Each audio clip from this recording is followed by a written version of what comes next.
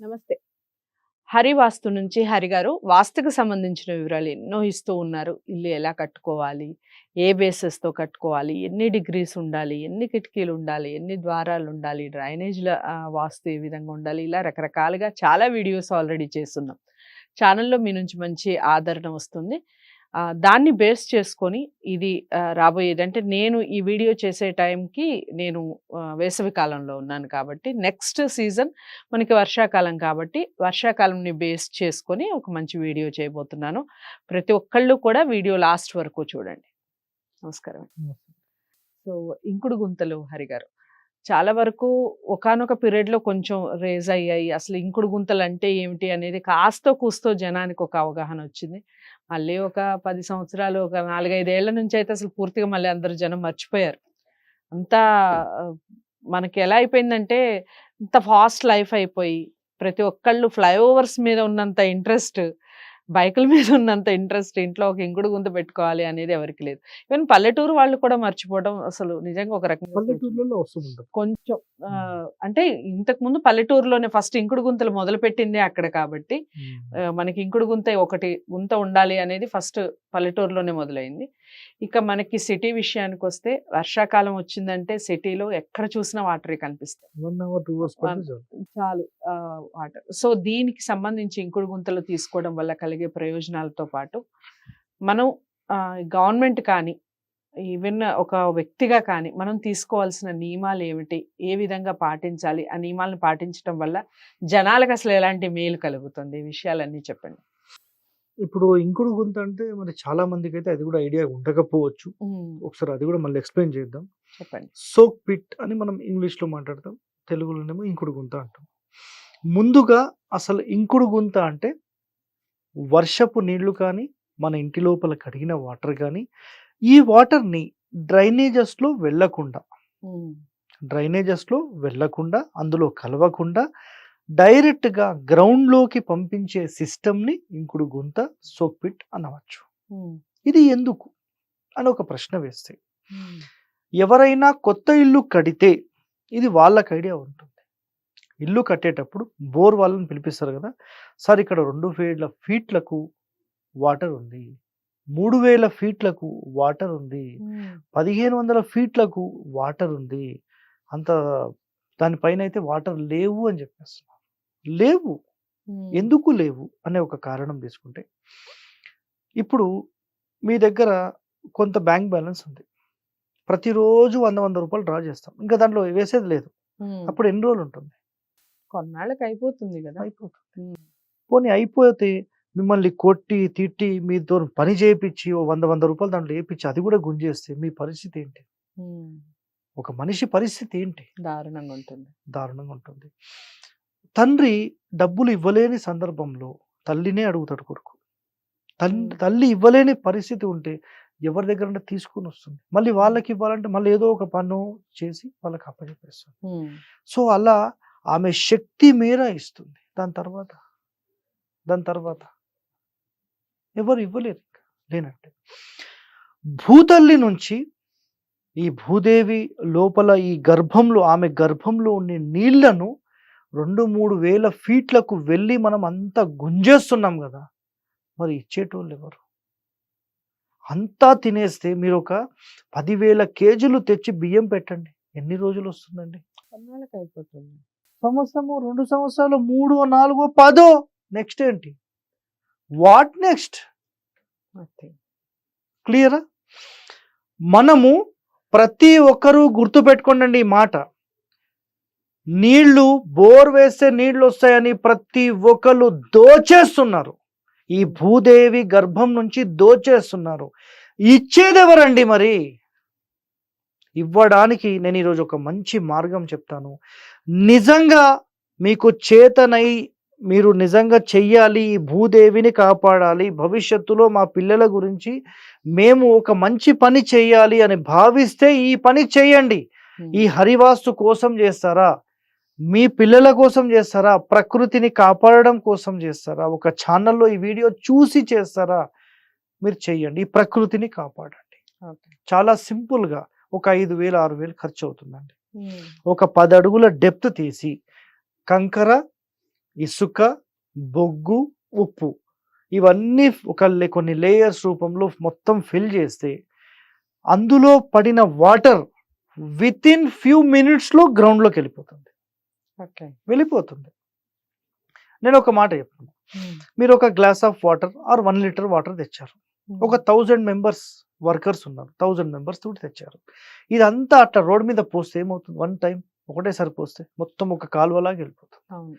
అయితే ఈ 1 లీటర్ మీ మొక్కలకు పోయండి, మీ ఇంట్లో బయట కనబడుతుందా? వాటర్ వస్తుందా బయటికి? రాదు. వర్షాకాలంలో ప్రతి ఒక్కరు దుర్మార్గులు అంటారా, వీళ్ళని ఏమంటారో తెలియదు కానీ ఇంటి లోపల మట్టి అంటూ కనపడాలి కదా. ఒక ఇల్లు కడితే అన్ని వైపుల మట్టి, ఆ మొక్కలు పెంచడానికి ఆ మట్టి ఉంటే వర్షపు నీళ్ళు అందులో పోతే ఇంకిపోతాయి. దుర్మార్గుల వీళ్ళు ఏమనాలో చాలా మంది ఇండ్ల వాళ్ళని ఏం చేస్తారంటే మొత్తం సిమెంట్, మా ఇంట్లో పడిన వర్షం మొత్తం రోడ్డు మీదకి వదిలేస్తాం మేము. ఆ రోడ్ మీద 1000 ఇండ్లు ఒకటేసారి రోడ్ మీద వదిలేస్తే ఆ వాటర్ అంతా ఒక ఏరియాకు వెళ్తే ఎట్లా ఉంటుంది? మొత్తం ఏరియాలో మొత్తం స్లోప్ ఎక్కడుందో అక్కడ మొత్తం బ్లాక్ అయిపోతుంది. అదంతా మళ్ళీ ఎక్కడికి వెళ్తుంది అంటే మురికి కాలువలోకి వెళ్తుంది. ఆ మురికి కాలువలోకి వెళ్ళి అది మళ్ళీ ఇంకుతుందా అండి? ఇంకుతుందా? ఇంకనే ఇంకదు.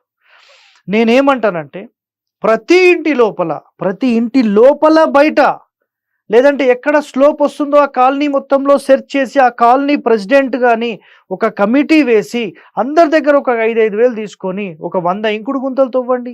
ఆ కాలనీలో పడ్డ వాటర్ మొత్తం మేమే స్టోర్ చేసుకుంటాం.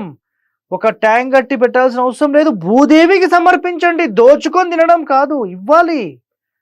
ప్రతి నెల సంపాదిస్తూనే ఉన్నారు. 10 మందికి సహాయం చేస్తే ఎలా ఉంటుంది? బాగుంటుంది. భూదేవి నుంచి అందరూ తీసుకుంటున్నామండి, ఎవరు ఇవ్వట్లేదు. ఇన్ని మాటలు చెప్తున్నారు, మీరు ఇంట్లో ఉన్నాయా? 3 ఉన్నాయి. మరి ఈ పనికి మళ్ళీ క్వశ్చన్ లాస్ట్ టైం వేశారు. 3 ఉన్నాయి. ఎంత వాటర్ పడినా ఆటోమేటిక్ వెళ్ళిపోతుందండి. కాకపోతే దాని మీద క్లీనింగ్ చేస్తూ ఉండాలి. ఎవ్రీ 1 మంత్ 2 మంత్స్ ఒకసారి క్లీన్ చేస్తూ ఉండాలి. లేకపోతే వాటర్. ఇక్కడ ఒక డౌట్ హరి గారు, చెప్పండి. మామూలుగా ఇంకుడు గుంతలు అనేది అసలు ఎక్కడ తవ్వుకోవాలి అనేది ఒక డౌట్. ఎందుకంటే ఇంకుడు గుంతలు ఎక్కడ పడితే అక్కడ తవ్వుతాయి. ఇంట్లో చిన్న పిల్లలు ఉంటే దాంట్లో పడి ప్రమాదాలు జరిగే అవకాశం ఉంది. మీరు చెప్పారు కదా, నేను ఇందాక మీకు ఏం చెప్పానంటే ఇంకుడు గుంత అనేది గుంతలు ఉండవండి. ఉండవు.